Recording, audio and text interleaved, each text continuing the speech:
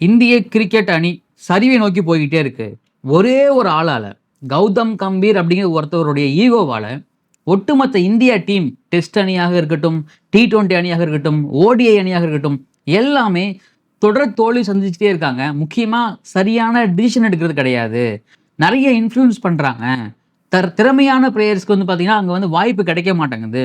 அப்படின்னு கௌதம் கம்பீர் மேல பல குற்றச்சாட்டுகள் இன்க்ளூடிங் சுபம் கில் அவர் மேலயும். ஸோ என்னதான் நடக்குது? என்ன அரசியல் பண்றாங்க? என்ன விளையாட்டுல அரசியல்? டீட்டெயில்டா பார்ப்போம். வீடியோ ஸ்கிப் பண்ணாம ஃபுல்லா பாருங்க. Welcome to the channel. நான் உங்க விஷால் சரவணன். வாங்க வீடியோக்குள்ள போகலாம்.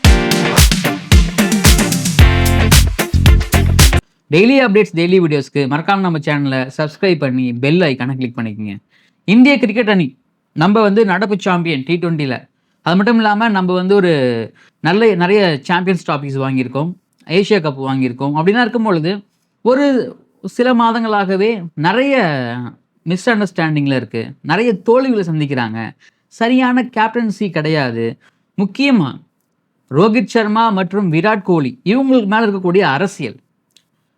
ரோஹித் சர்மா ஆல்ரெடி அவர் வந்து T20 கேப்டன்லேருந்து விலகிட்டாரு, அவருடைய ரிட்டைர்மெண்ட்டும் ஆகிட்டாரு. அதே மாதிரி டெஸ்ட் கேப்டன்ஷிப்லையும் சரி. விராட் கோலியும் சேம். ஆனால் அவர் இன்னும் ஓடிஐயில் விளையாடுறதுக்கு ஆர்வமாக இருக்காரு, விளையாடுறாரு. ஆனால் அவரை எதுக்கு இந்த ஆஸ்திரேலியா சீரீஸ்லேருந்து கேப்டன்ஷிப்பை பறிச்சாங்க? என்ன காரணம்? அப்போ 2027 வேர்ல்டு கப்பில் ரோஹித் சர்மன் தலைமையில் அணி விளையாடாதா? ஏன் விளையாடக்கூடாது? அவர் இன்னும் ஃபிட்டாக தானே இருக்கார், இன்னும் ஃபார்மில் தானே இருக்கார், நல்ல கேப்டனாக தானே செயல்படுறாரு அப்படின்னு பல கேள்விகள். அதே மாதிரி சேம் விராட் கோலியும் கூட. ஸோ அப்படி இருக்கும் பொழுது கௌதம் கம்பீர் அப்படிங்கிற ஒரு மனுஷன், நம்ம என்ன வேணால் பண்ணலாம், நம்ம கையில் அதிகாரம் இருக்குது, நம்ம எதை வேணால் ஆட்டி படைக்கலாம், நம்ம டீமில் யாரை வேணால் செலக்ட் பண்ணலாம். Same like Ajit Agarkar. So நம்ம யாரை வேணால் செலக்ட் பண்ணலாம். முக்கியமாக திறமையான வீரர்களை தள்ளி வச்சுட்டு இன்ஃப்ளூயன்ஸ் மூலியமாக நிறைய பேர்த்த உள்ளே கொண்டு வரலாம் அப்படின்னு நிறைய விஷயங்களை தப்பு கணக்கு போட்டு இந்தியா இதுக்கு முன்னாடி ஆஸ்திரேலியா சீரீஸ்க்கு முன்னாடி ஒரு சில வெற்றியெல்லாம் பார்த்தீங்கன்னா ரொம்பவே ஸ்ரீலங்கா கூடலாம் ரொம்ப கஷ்டப்பட்டு ஜெயிச்சாங்க. எப்படி? ஏன் ஸ்ரீலங்கா கூட கஷ்டப்பட்டு ஜெயிக்கணும்? ஸ்ரீலங்கா அந்தளவுக்கு வலுவான அணி கிடையாது, ஆனால் இந்தியா ரொம்ப வலுவான அணியாச்சே அப்படின்னு பல கேள்விகள் எழும்பியிருந்தது. அது முக்கியமான காரணம் கௌதம் கம்பீரின் ஒற்றை மனிதர். தன்னை சுற்றி என்ன நடக்கணும், இந்திய அணியில் என்னென்ன விஷயங்களை பண்ணணும் அப்படின்னு ஃபுல்லாக, அதாவது கேப்டனுடைய கேட்கறது கிடையாது, யாரை கேப்டனாக நியமிக்கணும் அப்படின்னு கேட்கறது கிடையாது, அப்படின்னு கலந்துரையாடுறதே கிடையாது. முக்கியமாக அணியில் ஒரு கோச்சாக வந்து பார்த்தீங்கன்னா அந்த கேம் ஆரம்பிக்கிறதுக்கு முன்னாடி இன்ஃப்ளூயன்ஸ் பண்ணலாம், இதெல்லாம் பண்ணுங்க, இதெல்லாம் பண்ணாதீங்க அப்படின்னா. அந்த கேம் நடந்துகிட்டு இருக்கும் பொழுதே நிறைய இன்ஃப்ளூயன்ஸ் நடக்குது, முக்கியமாக கோச் அப்படிங்கிற பேரில். ஸோ அப்போ இது எல்லாமே வந்து பார்த்தீங்கன்னா இந்திய அணிக்கு தொடர் தோல்வி காரணம். சுபன் கில் நல்ல பிளேயர், நல்லா விளையாடுறாரு, இதுக்கு முன்னாடி நல்லா விளையாண்டார். ஆனால் அவர் தலையில் போய் இந்த ஒரு ஒரு ஒரு பழமொழி சொல்லுவாங்க, ஏதோ குருவி தலையில் ஏதோ வைப்பாங்க அப்படின்னு சொல்லிட்டு. அதே மாதிரி சுபன் கில் நல்ல பிளேயர் தான், ஓரளவுக்கு நல்லா விளையாடுவார் தான், ஓரளவுக்கு ஸ்ட்ரைக் ரேட் நல்லா இருக்குதான். பட் அவரை கம்பேர் பண்ணும் பொழுது நிறைய பேர் அந்த இடத்துக்கு அவரை விட வெல் டிசர்வாக இருக்காங்க அப்படிங்கிறது தான் உண்மையும் கூட. முக்கியமாக கேப்டன்ஷிப்பில் அவருக்கு வந்து பார்த்தீங்கன்னா ஒரு பெரிய எக்ஸ்பீரியன்ஸே கிடையாது. இந்தியா டீம் மாதிரி ஒரு பெரிய டீம், அதுவும் ஓடிஐ டீம் அவர் இப்போதைக்கு அவர் தலைமை தாங்க வேண்டிய அவசியம் என்ன இருக்கு? வேற எந்த பிளேயர்ஸுமே கிடையாதா? வை? ஸ்ரேயஸ் ஐயர் இருக்காரு, KL ராகுல் இருக்காரு, சஞ்சு சாம்சன் இருக்காரு. அஃப்கோர்ஸ் நீங்கள் ரோஹித் சர்மா கொடுக்கலாம் கூட பரவாயில்ல, நீங்கள் வந்து ஒரு முடிவு பண்ணிட்டீங்க. ரோஹித் சர்மாவே ஏன் அந்த கேப்டன்ஷிப் பதவியை பறிச்சிங்க அப்படிங்கிறது நம்மளோட கேள்வியும் கூட. ஸோ அப்படி இருக்கும்போது 2027 வரைக்கும் ரோஹித் சர்மாவுக்கு போயிருக்கலாம். சப்போஸ் ரோஹித் சர்மாவுக்கு நீங்கள் போகலை, அப்படி இருக்கும்பொழுது நீங்கள் ஏன் அதை சுபன் கில் கன்சிடர் பண்ணுறீங்க? கில்லை தவிர்த்து மற்ற பேர் இருக்காங்களா, அவங்க கன்சிடர் பண்ணியிருக்கலாமே. நீங்கள் தான் சொன்னீங்க விராட் கோலி கேப்டனாக இருக்கும் பொழுது ஒயிட் பாலுக்கு ஒரு கேப்டன் வந்து இருக்க முடியாது, அதே மாதிரி வந்து டெஸ்ட் பாலுக்கு ஒரு கேப்டன் இருக்க முடியாது அப்படின்னு நீங்கள் தான் மாற்றி சொன்னீங்க. இப்போ T20க்கு ஒரு கேப்டன், டெஸ்ட்டுக்கு ஒரு கேப்டன், ODIக்கு ஒரு கேப்டன் அப்படின்னு தனித்தனியாக பிரித்து வச்சிங்க. இப்போ எல்லாத்தையுமே வந்து சுபன் கில் கொடுக்கணும் அப்படின்னு நீங்கள் அவ்வளோ ஆர்வப்படுறீங்க. அப்படி என்ன நடக்குதுங்க? அப்போ இந்த மாதிரி விஷயங்கள் தான். T20 விடுங்க, ODIயில் சீரீஸை ரொம்ப கேவலமாக தோத்தாங்க. 2-1 லாஸ்ட் மேட்ச்சு விராட் கோலியும் ரோஹித் சர்மாவும் அடிக்கலன்னா அந்த மேட்ச் ஜெயிச்சிருப்பாங்களா இல்லையான்னு தெரியாது. அந்தளவுக்கு ஒஸ்டான team selection, team performance. T20 இப்போ நடந்த T20 செகண்ட் T20யில் எல்லாருமே சொற்ப ரன்ல அவுட் ஆகிறாங்க. ஷார்ட் செலெக்ஷன் எல்லாமே தப்பாக இருக்குது. யாருமே கரெக்டான ஷார்ட் செலெக்ஷன் பண்ண மாட்டுறாங்க. ஒரு பக்கம் வந்து பார்த்தீங்கன்னா ஒருத்தர் அபிஷேக் சர்மா ஈஸியாக ஆடுறாரு எல்லா பாலையும். ஆனால் மற்றவங்களால ஏன் ஆட முடியல? அப்போ டவுனை நீங்கள் மாற்றி விட்றீங்க. யாரையோ விளையாடுற டவுனில் மாற்றி நீங்கள் இறக்கி விட்றீங்க. அப்போ ஒரு பேட்ஸ்மேனோட மைண்ட் செட் எப்படி இருக்கும்? அதெல்லாம் கருத்தில் கொண்டு நீங்கள் பண்ணுறது எல்லாமே ஒரு பியூரான பாலிடிக்ஸ்.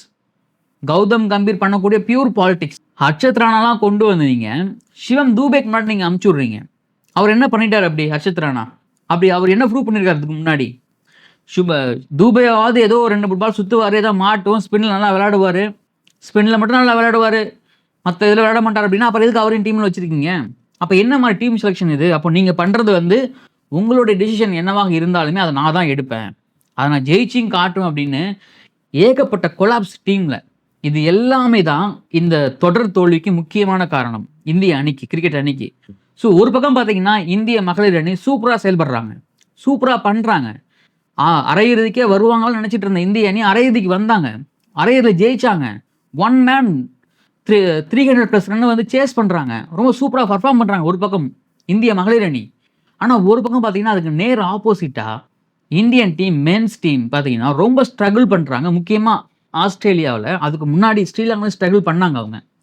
ஸோ அப்படிலாம் இருக்கும் பொழுது இந்த இடத்துல வந்து பார்த்தீங்கன்னா டீம் இந்தியா அப்படின்னு ஒரு அணியை அரசியல் ஆக்காமல், அரசியல் தலையீடு இல்லாமல், தனி மனிதனுடைய தலையீடு இல்லாமல் ஒரு டீமாக செயல்படணும், ஒரு டீமாக கொண்டு வரணும். வாய்ப்பு கொடுங்க, எல்லாத்துக்கும் வாய்ப்பு கொடுங்க. உண்மையான தகுதியுள்ள நபருக்கு வாய்ப்பு கொடுங்க. நீங்கள் ஒருத்தவங்களே பேம்பர் பண்ணாதீங்க. பேம்பர் பண்ணி என்ன பிரயோஜனம்? ஒரு பிரயோஜனமும் கிடையாது.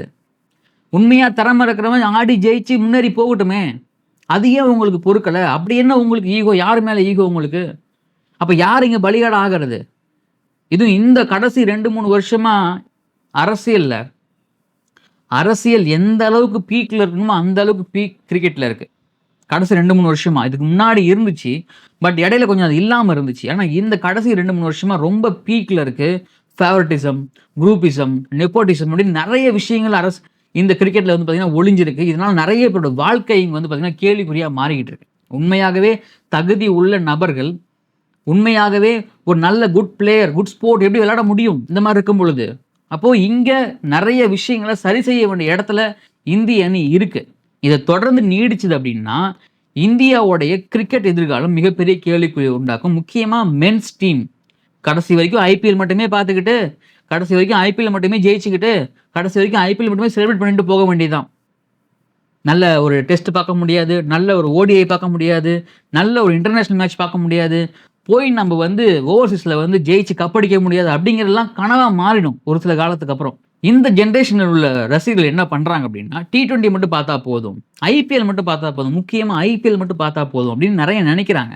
பட் அதனுடைய நீட்சி தான் கௌதம் கம்பீர் போன்ற ஆட்கள் நம்ம என்ன பண்ணாலும் அது சரியாக இருக்கும் அப்படின்னு நினைக்கிற அந்த ஒரு தலைகணம். இதனால் ஏற்படக்கூடிய விளைவு இந்திய அணிக்கு தோல்வி. பொறுத்திருந்து பார்ப்போம். இன்னும் அடுத்து 3 T20s இருக்குது. அதுக்கப்புறம் பார்த்தீங்கன்னா 2027 வேர்ல்டு கப் இருக்குது. ஸோ என்னெல்லாம் பண்ண போகிறாரு அவர்? என்னெல்லாம் மாற்றங்கள்லாம் கொண்டு வர போகிறாரு? இன்னும் கமிட்மெண்ட் கொடுக்கலங்கிறாங்க. அஜித் அகர்கர் பேசுகிறாரு, விராட் கோலியும் ரோஹித் சர்மாவும் 2027 வேர்ல்டு கப்புக்கு கமிட்மெண்ட் கொடுக்கல அப்படிங்கிறாரு. பட் இது எல்லாமே என்ன அரசியல் நடக்குதுன்னே வந்து நம்மளால் தெளிவாக பார்க்க முடியுது. வெளியில் மக்களுக்கு நல்லாவே புரியுது அதுவும் கூட. ஸோ இவங்க என்னெல்லாம் பண்ண போகிறாங்க, யாருடைய வாழ்க்கையை கேள்விக்குறியாக்க போகிறாங்க, யாருக்காக இவங்க ஃபேவரட்டிசம் பண்ணுறாங்க, இதெல்லாம் எங்கே போய் முடிய போகுது அப்படின்னு நம்ம அடுத்தடுத்து கண்டிப்பாக பார்க்க தான் போகிறோம். பொறுத்திருந்து பார்க்கலாம்.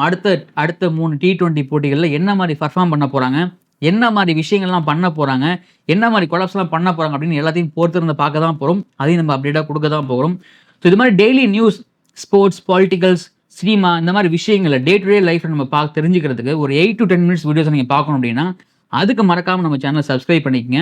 இந்த வீடியோ பற்றி கருத்துக்கள், இந்திய அணியோடைய தொடர் தோல்விக்கு யார் காரணம், கௌதம் கம்பீரா, கேப்டன் சுபன் கில்லா, உங்களுடைய கருத்துக்கள் கமெண்ட்டில் பதிவு பண்ணுங்கள். இந்த வீடியோ பிடிச்சிருந்தா உங்கள் ஃப்ரெண்டு ஷேர் பண்ணுங்கள், மறக்காமல் லைக் ஒன்று பண்ணிவிடுங்க. டெய்லி வீடியோஸுக்கு சப்ஸ்கிரைப் பண்ணுங்கள். நான் உங்கள் விஷால் சரவணன். மீண்டும் சந்திக்கிறேன். நன்றி, வணக்கம்.